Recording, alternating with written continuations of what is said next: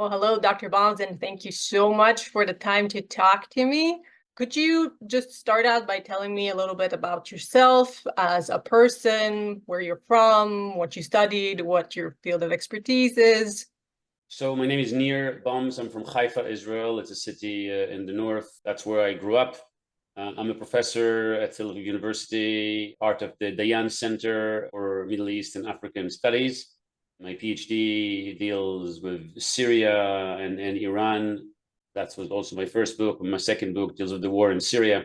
And I spent a number of years on this. And today I managed a program on regional cooperation, which sort of covers the region at large for us, which starts with the Palestinians, and we also have a program dedicated to the Israeli-Palestinian conflict, and more recently, the Gulf and the Abraham Accords, which is another area that I'm focused on.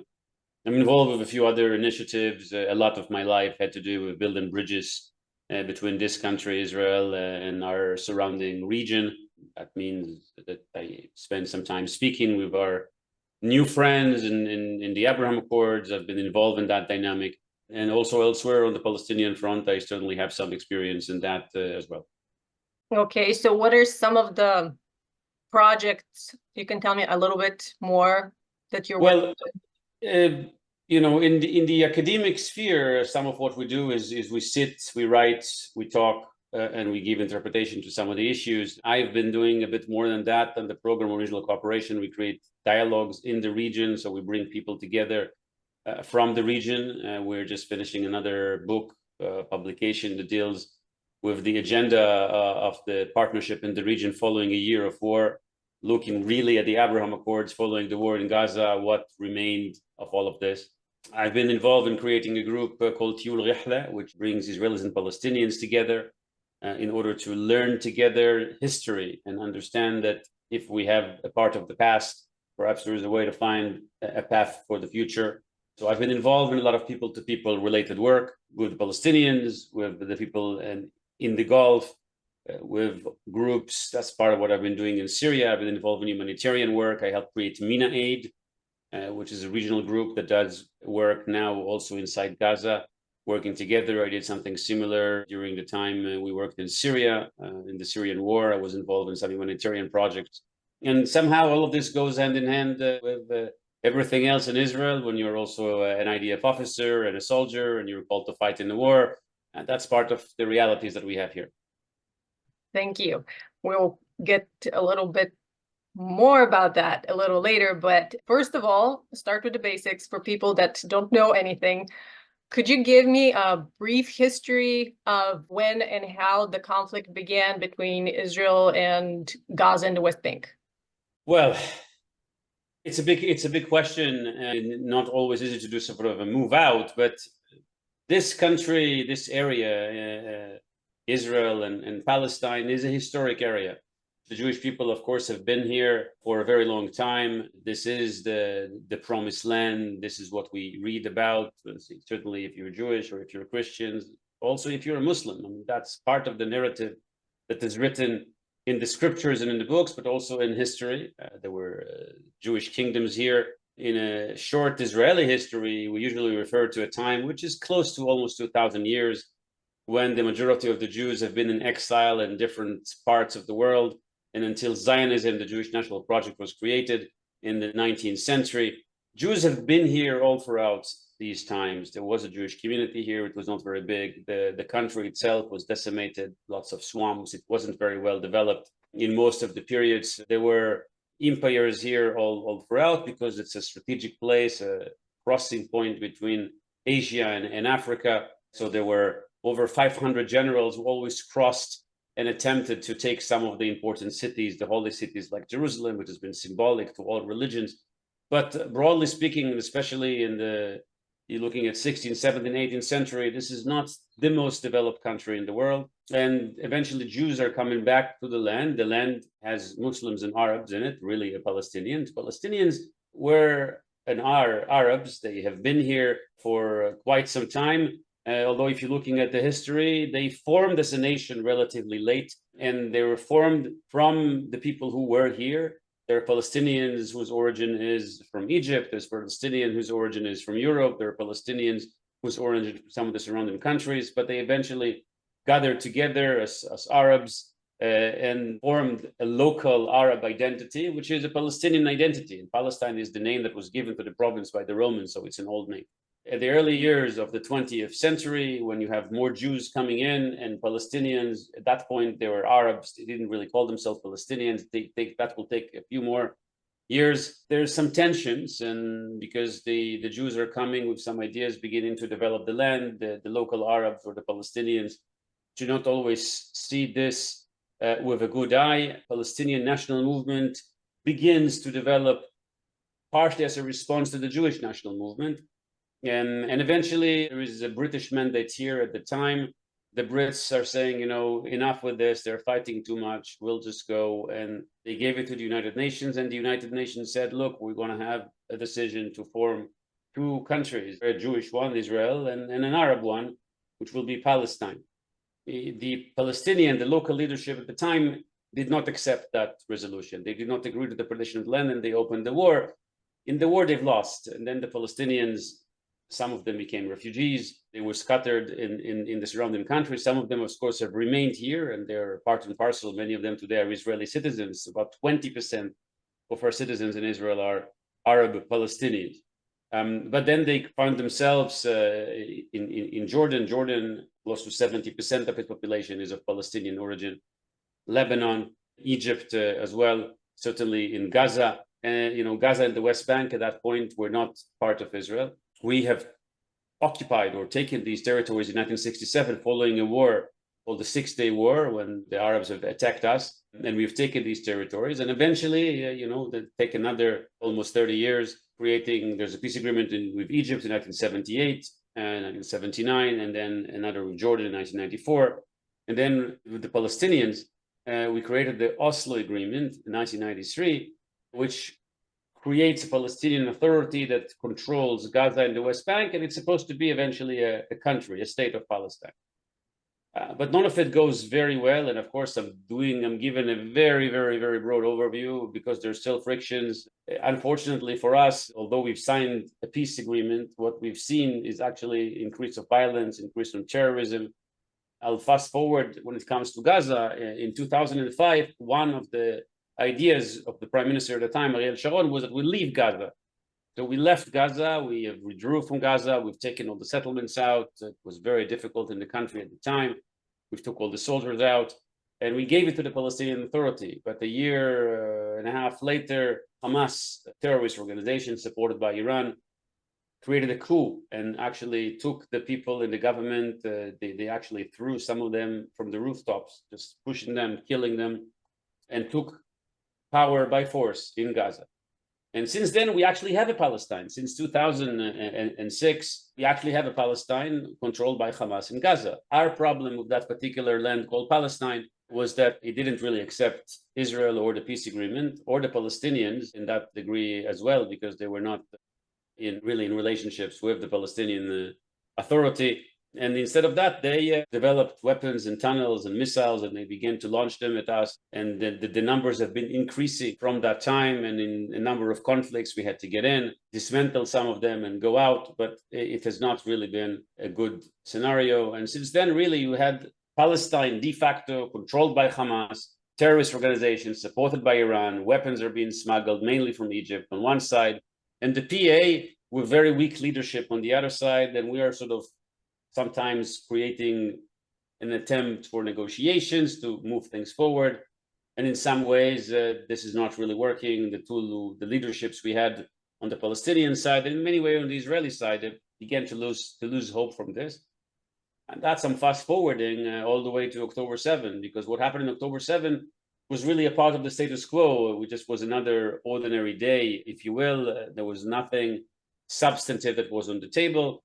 But Hamas decided to plan an attack. Unfortunately, they were able to surprise us. They planned an effective attack. It was orchestrated, well planned, and they were able to keep it under the radar. We had an intelligence failure, a security failure. This attack, of course, was against us, but what I'm speaking about against it, they were not attacking a military base. They were attacking communities, and these are people that I know. I've known some of the people who are no longer with us, and I've been there at the week of October 7, seen this in my own eyes. So they went into communities and began to shoot, and then taken 250 hostages at the end, destroying, burning, putting carnage everywhere they went. That's what was done on October 7, and that necessitates further escalation that eventually takes us to where we are now. I think that may have been a lot of trying to condense all of it in just a few minutes. There are many, many more chapters, and I'm happy to answer more questions that you may have. No, that was a great summary of a giant topic into a relatively short space. So could you tell me what was the relationship like between the Israelis and the Palestinian areas and the people who lived there before October 7? What's it like now? For the sake of having a balanced view, that's what I'm trying to find out. There's lots of people that are either on one side or either on the other side, but they need to recognize that things are not always black and white, that there's a lot of gray in there. So what does that look like for the people who are there? What was it like before? What's it like now? The relationship between Israelis and Palestinians have always been shadowed by the conflict. Although there were better times, the relationship still existed because Palestinians used to come even from Gaza to work in Israel. And not only that, particularly in the area where October 7 took place, the Gaza corridor, which is known to be a very liberal area. A lot of peace activists lived there. There were people who were working and they had partners on the other side to try and do something to create a better future. Every Friday, volunteers from Israel, many from the communities next to Gaza, would go to the Gaza crossing and would take with their own cars Palestinians who needed medical treatment that Israeli hospitals and Israeli NGOs provided. So there was this idea that Gaza's health system is not very good. Israel is much better. We were able to give them access to it. People had friends and had contacts on the other side. Actually, one of the tragic reasons why October 7 was so effective on the Hamas side is that all these relationships of people, Palestinians who used to work in the Israeli communities, were translated to the maps that Hamas had when they went into the communities and created their carnage. They had access to the maps, they had access to the addresses, heads of the communities. These are the first people they tried to kill, including one of the most well-known victims who I knew very well personally, Ophir Lipstein, the head of the Sha'ar Negev Regional Council. So these relationships existed. I can tell you that in my house, on Shabbat dinners, we have guests, Palestinian guests, fairly often. I have Palestinian partners until today. We are still able to do this. These relationships exist, but as I said, they are shadowed by the conflict. And after October 7, I think all of it is much more complicated. Has there been a big loss of trust from the side of Israel, of normal people? Of course there's been. I mean, I just told you that people who volunteered to take Palestinian injured and sick people from Gaza, then realizing that because they took Palestinians and brought them into their communities, because of that, these people afterwards gave the maps of the communities into the hands of Hamas, and then they came to kill the same people who treated them. Yahya Sinwar, the head of Hamas, was treated in an Israeli hospital. We saved his life. And then he killed 1,200 people, citizens mostly on our side. So yes, I would say trust is an issue. So there has been done so much effort in the past to find a solution to bring some sort of agreement between the two sides. Like you said, the Oslo Accords in the 90s and a bunch of other things. But so many time after time, efforts and hopes have failed. So why do you think that is? If it's a simple matter, if it's just land dispute, I mean, it should be possible to find a solution, a compromise that works for everyone. Or is there another problem that's at the root of it all? The Israeli-Palestinian conflict is one of the most well-known conflicts. Whether you know more or less about it, you probably will hear about it in a newspaper, on a television screen, or on a radio program. So people are exposed to perspectives on it. Of course, it's not just about land, although the gist of it is who is going to potentially live where. But it's not just about that, it's really about identity, and if more so, it's about recognition. One of the basic ideas in problem solving, conflict solving, is to make sure that the two sides recognize each other. In an attempt, this was what was attempted to be done in the Oslo Accord. But one of the problems that we Israelis have seen is that that process has not yet yielded the change in the spirit and the minds of the people. The textbooks, the school books of the Palestinians, broadly speaking, do not include maps when the state of Israel is recognized. There's very little positive material when it comes to Israel and the Jews, but there's lots of negative material, including explicit calls for martyrdom. The incitement on television, on education, in the media is as such that it is encouraged to fight. And the notion of 2 states for 2 people, which is a simple notion saying we need to recognize. I don't have a problem of saying the name Palestine, even if some of my colleagues would says, no, you reckon, no, I don't have a problem saying Palestine or a Palestinian state. Palestine existed, still exists in Gaza under Hamas. Now, it's the IDF is there, but they had a state and a government, and Palestine should have been created. Palestine is a member state of the United Nations, recognized by a number of countries. It has an observer status, but some countries have said we recognize it as a state. So Palestine exists. Does Palestinian willing to say that Israel should exist, or to speak in their curriculum that there should be a Jewish state here, recognize that the Jews have at least equal right as the Palestinians? This particular problem has been really at the root of the conflict, because the Palestinians broadly had refused to recognize that idea that 2 states for 2 people is the solution. So some would say, okay, whatever, let's have 1 state solution, let's have a confederation, let's have some, but we're not willing to recognize the state of Israel's right to exist as a Jewish state. That has been a root cause of a lot of the dynamic that you see. Otherwise, there are some other particular issues about territory, about the Holy Basin, Jerusalem, issues like, energy, water. But the gist of it has to do with the idea of recognition. Are we willing to say that we recognize each other? I think Israelis were able to say this before. I'm able to say it to you now. I want to hear my Palestinian colleagues saying the same thing.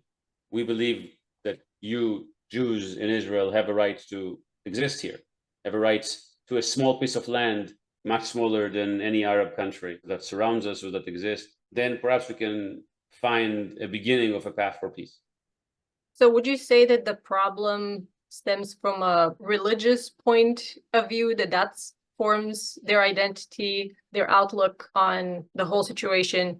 Do you think that if that religious understanding was to change, that would be a part of the solution? Or do you think that small groups like the initiative that you are in charge of, forming bonds between individual groups of people, just 1 person at a time, would be a better solution, maybe another part of the solution? Well, religion is certainly an important part of the solution.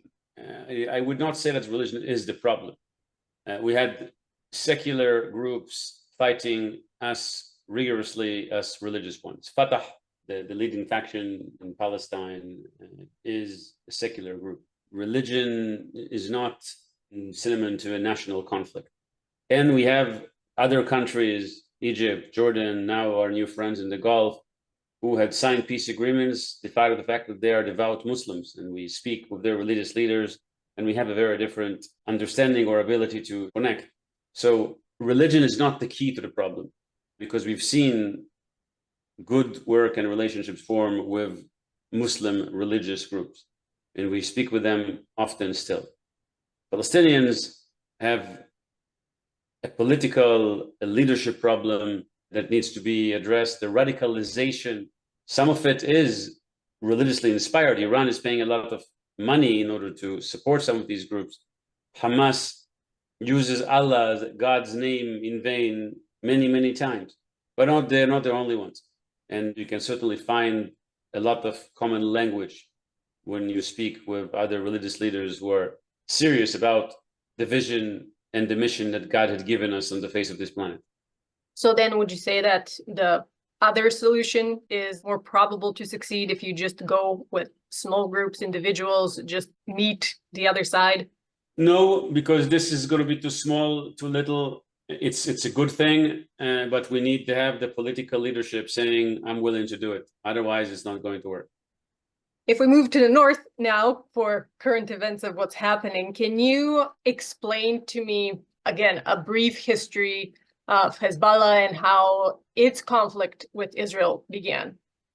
Hezbollah is a proxy of Iran. It was created by the support of the Iranians in 1980, and it has been existing in Lebanon, drawing support from the Shia contingent in Lebanon. Lebanon is a country that is divided into different sects. There are Muslims, Sunni, and Shia. There's also Christians, there's also Druze. There are actually 23 different sects. There are many other, but these are the main ones. And Hezbollah has been smart because they were able to get the Shias' enthusiasm on one end, and the other end, they were using charity work to create support and eventually political support. So they find their way to the government and really becoming more influential in Lebanon, and in a way creating a de facto a militia that is larger and stronger and better funded than the Lebanese army. And then now they've taken control over the south. And despite the fact that there is a government, there is a Lebanese army, there are 10,000 international observers, they can do basically whatever the heck they want. And they've been doing it for a while because we've had confrontations with Hezbollah for many, many years, shortly after they were created. They're protectors of Lebanon, and they built a significant infrastructure in order to deal mainly with us. This is part of a broader Iranian strategy of encircling Israel, bringing different proxies to different places. Qasem Soleimani, the legendary commander of the Al-Quds force, was the key master of this strategy. We've had a number of significant rounds of war with Hezbollah. Hezbollah kidnapped soldiers to us. And this particular round began because Hezbollah said, probably because of Iranian directive, that we're going to help our Hamas brothers. The original plan, to our understanding, was that on October 7th, Hezbollah, Iran, perhaps Lebanon, Syria, others will be able to become additional fronts. So Hamas will attack out from Gaza, then Hamas supporters from the West Bank, then Hezbollah from the north, and then the Yemenites would create some problems from the south, and the Iraqis from the east, and it's going to be happily ever after, everybody coming together, and Israel needs to find itself fighting all these fronts together. It didn't really work out, but Nasrallah understood what happened on October 7. He wasn't probably aware already before, and he said, okay, we're fighting for the Palestinians, we're going to join your fight, out of sympathy and solidarity, or really out of the fact that they're all funded by Iran. And Hezbollah began a campaign, and we found ourselves in a difficult moment because we've had, at the beginning of the war on October 7, close to 70,000 people went to be evacuated from the south, now 60,000 from the north.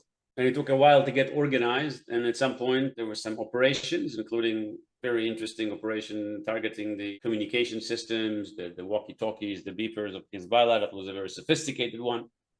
And some of the chain of command of Hezbollah was inherited this operation, and then we said, okay, we're going in and we're going to create an operation with two goals in mind: bringing our people back home, and for that, taking Hezbollah north of the Litani, so they're not going to be so close to our people.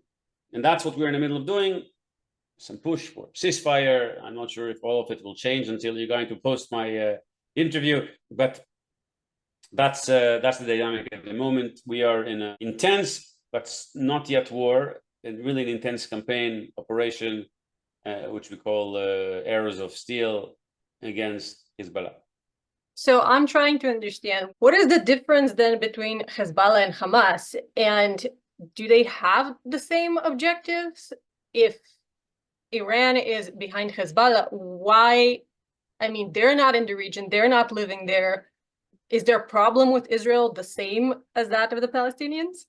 So first of all, both Hamas and Hezbollah are terrorist organizations. Hamas stands for Harakat Muqawama Islamiyya, the Islamic Resistance Party. Hezbollah, Hizb is the party, so it's the party of God. the Islamic Resistance Front, Hamas, or the Party of God, means that they are both religious groups inspired by Islamist, more religious, fundamental ideologies.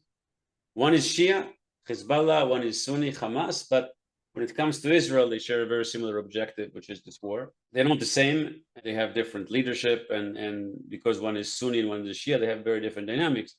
But de facto, they both have armies, Hezbollah, a much bigger one, that are trying to do the same thing, is to damage Israel or to destroy it if they can. They would not be able to do it because we have an army that is doing the work it needs to be doing and protecting us. But in that sense, they are very similar. And they're also very similar in the fact that they're religious, fundamental, extreme, radical organization with very little care for life, that they're willing to throw missiles at civilian populations everywhere they are.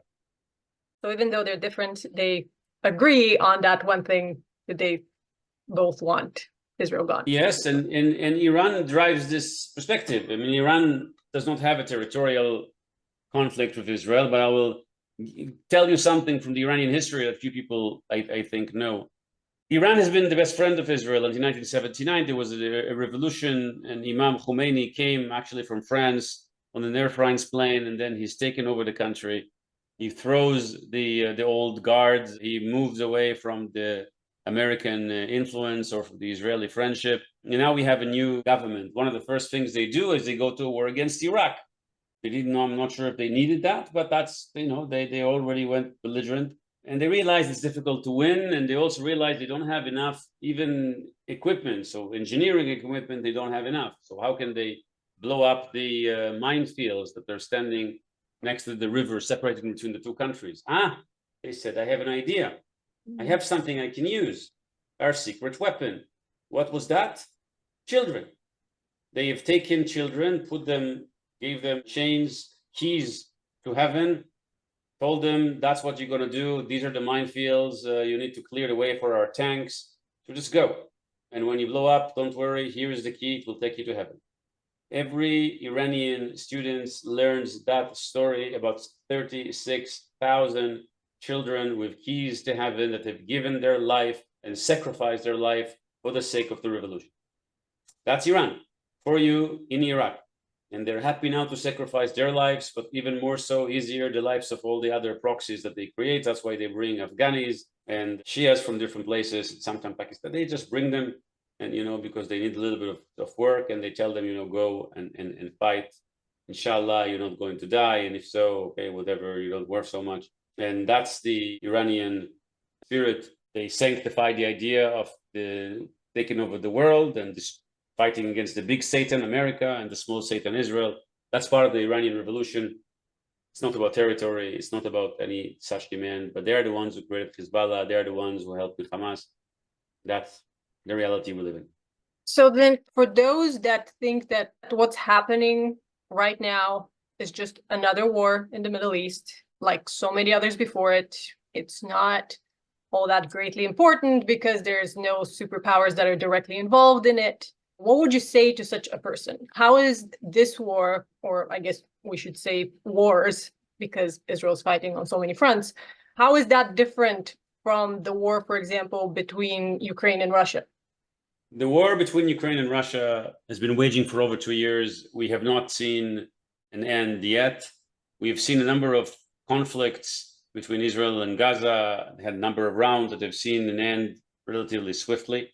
Last time we were fighting, a round lasted 2 weeks, and the largest round lasted, I think, 50 days. Now we're already almost a year into this round, and we're not yet seeing an end in sight. This conflict, if you take Hamas's numbers, which should be taken with a grain of salt, because a lot of the reports they've put have ended up not being correct, but they speak of about, I think at this point, over 45,000 casualties in Gaza. Let's assume this number is correct. The majority of it is Hamas members. There's also casualties of war, civilians, which is extremely sad. There were more Palestinians who were killed in Gaza in this conflict than in the previous 75 years. So it's a different conflict. People don't always understand that the Palestinian conflict, although it was very well known, hardly killed anyone and I should not say that loosely. because every person is a tragedy, and the Palestinian conflict is a bleeding conflict. But the Syrian conflict that killed 700,000 people in just about less than 10 years. And the Israeli-Palestinian conflict killed probably about 30,000. So it's not that we're trying to count or compete with tragedies and death, but it's important still. And this conflict is serious because it's already had a tally of casualties that is higher than that. And it already involved the superpowers. It's a proxy war.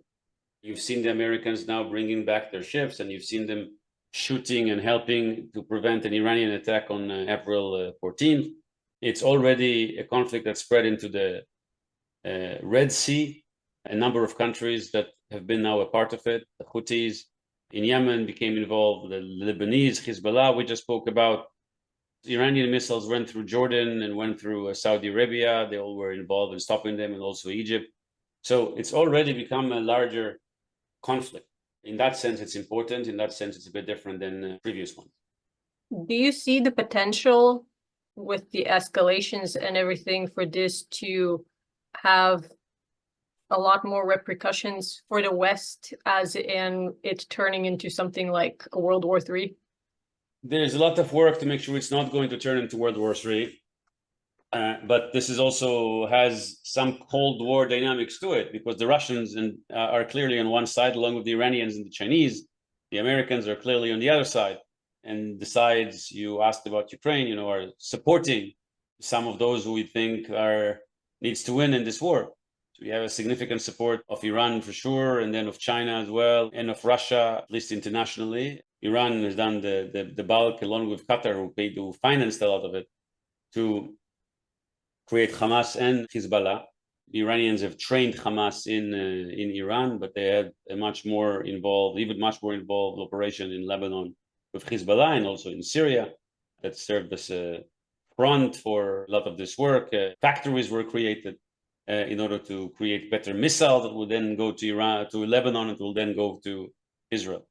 So again, there are more players that are involved with this already, and there is a difference between this conflict and other conflicts, because then again, already now the numbers of players that are involved here, and the repercussions can, because of the number of players, have already created a regional conflagration.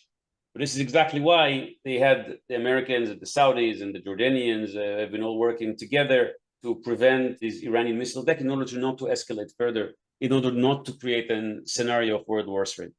But remember this, of course, there are calls for ceasefire. We've heard them even today. I'm not sure what will happen until you will release this interview, but a ceasefire is always perhaps a good idea, because this gives some time to take care of people. The problem is that we not need just a ceasefire, we need a solution. And if the solution would be that Hamas will come back to Gaza and Hezbollah will continue its work in South Lebanon, what we got is only postponing the next conflict that's going to get worse in another 2 or 3 or 4 or 5 or 10 years down the road. And that we cannot do. We need to find a solution that's going to be different. So it's not going to create another conflict in 2 years. Well, thank you for giving me a good historical and political overview of what's happening so far. Let me switch gears for a little bit here. You are currently serving in the IDF as a reservist, right? I don't currently serve, but I am a reservist. I've been there for 5 months at the beginning of the war. So can you tell me about the work that your unit did? I'm a part of Home Front Command, and I'm part of the Rescue and Recovery Team. My mission on the first week of October 7 was to go to the area of the Gaza corridor, the same area that was attacked by Hamas, all the communities, our communities that were breached by Hamas. On that day, we were the ones who found 1,200 bodies on the floor, a similar number of cars that were burned, discovering the hostages, the booby traps that were left behind for us to find them, some of the ambushes of the terrorists, because we still had active fighting there a few days after October 7. We were the ones who found all of this, and our task was to, first of all, clean it up, and then make sure that the land works again, because this has been one of the most important agricultural areas in Israel. So we need to make sure that potatoes and corn and orchards are still operational, because otherwise we would not have food on our tables. So we first of all had to clean it up, which was by itself a daunting task when you were going to these places that were really desecrated, and we've seen everything we've seen, and we've seen everything. And we did things like finding cats and dogs of kids or families who, of course, were left behind, and finding their owners and bringing them to them. There was a holiday of Sukkot, which was when we build a hut. It's part of the tradition, and that has been the end of that holiday was where this attack was. So all these Sukkot were on, were up. The food was in the fridge still, the houses, people just left them like this. So we are doing a whole operation to fold the Sukkot, to clean the refrigerators, to take the garbage out, so people will be able to find their homes, those who had homes, to get back to. We were begin to build as we could, and to prepare the communities for the return of those who can return. Of course, there's some communities who could not yet return because everything is destroyed. So I was dealing with rescue and recovery, and I was dealing with creating the day after for our side, building, renovating, supporting the communities, supporting the people. A lot of trauma and post-trauma, PTSD. We've seen children who refuse to leave, not the bed, under the bed. They would not go out, go into the different hotels, speaking to communities, and eventually we're trying to bring them home. And we brought today the majority of them home. We need to do the same thing in the north, when again there are communities that are burned and destroyed because of Hezbollah's missiles and destruction. And we need to do that. Of course, we cannot do it now because it's still very much ongoing, but hopefully soon enough. And for that, we need to make sure that Hezbollah is far away and that Hamas is not operational, so it's not going to be again. Because again, and otherwise, what we will do, October 7, another 2 years, 5 years, that's not going to be a solution for anything. Can you explain this to me? As far as I was able to find out, the reservists in Israel make up about 75% of Israel's total military manpower, compared to about 25% of the regular army. Is that correct? Yes. So how has the country been able to function with so many of its citizens being called to military duty? How does someone who is a reservist manage to put his life on hold for an extended period of time? Do employers just give you absence of leave? How do people handle with finances, supporting their families? Are the soldiers on rotation? Are you there all the time, depending on whether you're a reservist or regular army? So we have systems for this, broadly speaking, but we've never had a war so long. So how did we all manage? Part of it is I don't really know. I think, and I also think we've suffered quite a lot, and I think our economy and our budgets will reflect it. This war costs a fortune, and the renovation costs even more, and none of it comes automatically. But I think we were able to survive and endure because of the spirit. I remember at the first week after October 7, there are many Israelis abroad. The vast majority of them find every possible way to go back to Israel and take a plane to go and fight in Gaza or to go and assist the war effort. We've had volunteers. My own mom and her friends were just going to pick up oranges and harvest the field because there were no workers to do it. So we had volunteer operations. Anyone who was not on duty call, people who had a little bit of time they can take from work, retired, pensioners, basically dropped everything and went to harvest the fields. Volunteers came from abroad to help paint, to help build, to help renovate, to help prepare food for soldiers. That spirit of camaraderie and solidarity is prevalent amongst our people, was the one that helped us survive this time until now. But what do the reservists do with the regular job? Do you get leave of absence? According to the law, certainly in public spaces, they're not allowed to fire you. It's more difficult if you're self-employed. Some people just lost a lot of money. And some, you get, if you're a public employee, you would basically get a similar amount that is now coming from national insurance. And if you're self-employed, then it has to do with the overall volume of your business. But overall, people did this because they felt that they should, and they said we'll survive even if it's going to be less. So there are some mechanisms, but of course, people at some point lost their jobs even for different reasons. Because imagine if you're a tour guide. Now there is a war and there's no tourists around.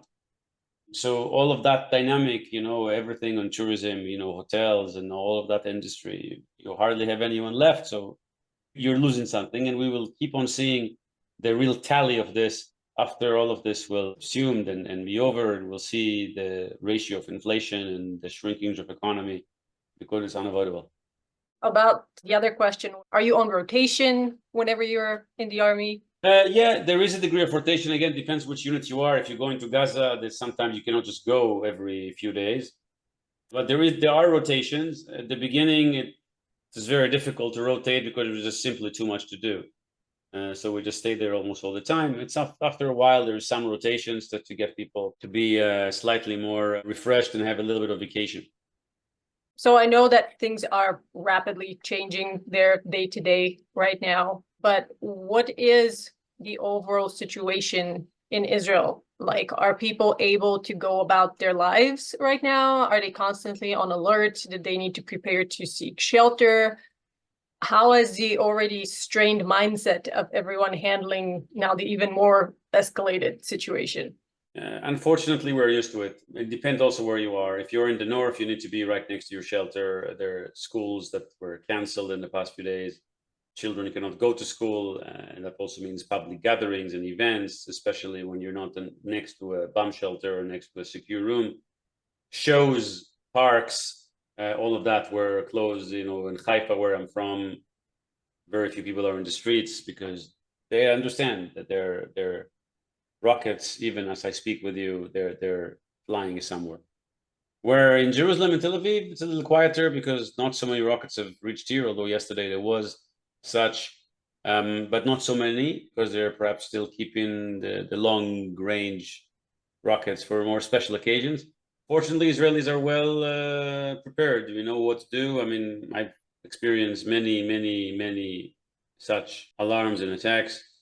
In Tel Aviv, it's different because if it's next to Gaza, it's a rocket. It's a missile kind of in this size. If it goes to Tel Aviv, it's 10 times stronger. So it's better off not hit anything. Still, isn't this a little bit different from what you're all used to because it's escalated so much now? I mean, I imagine that would cost some extra worry and strain and yes and yes. It's certainly people are worried, the families are worried, but there is also a sense because our air defense systems are good. People are listening to the instructions. They know what to do. They know where the secure rooms are. Many of the homes, the newer ones that were built in the last 30 years, have it. And then there's some public ones even on the streets. So people are doing what they can to be, next to them. And when there is a sign of alarm, they do what they're instructed to. They go to the safest place, to the house or right nearby. And usually whoever's doing that is safe. We have the number of cases where a missile actually hit a house, but since the person was in the shelter inside the house, they saved because that's much more difficult for the missile to damage that type of constellation. Okay, well, last question. What is one thing that you wish people around the world would know that they wouldn't be able to hear about from the outside? I think that I'd like people to understand that we are here because we belong here. This is our home. This has been our ancestral home from time immemorial. There are not so many people who can count that for over 3,000 years, in our case, actually 5,000 years, we're praying to the same God, dream about the same land, and speak about the same language. It's not too many people can say this. And of course, we can, and we are proud of it. But at the same token, we would like to live here in peace. For us, although the land is holy and important, we were willing to and are willing to give parts of it up in order to create space for our Palestinian cousins. Then they are our cousins. For them to have a space and to have a homeland. For that, we need leadership, and we need them to say that we are willing to recognize the fact that there are two states that needs to agree in this place, and that the Jewish people as well deserve to be recognized to have a state, just like they demand their own state. If that's not going to be the case, we don't have a choice. We don't want to fight. We just don't have a choice.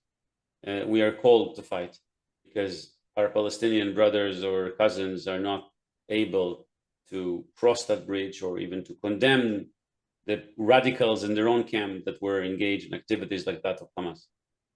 Well, thank you. Thank you so much for taking the time. I really appreciate it. And I'm sure my friends, everyone who watches that is going to appreciate it a lot too.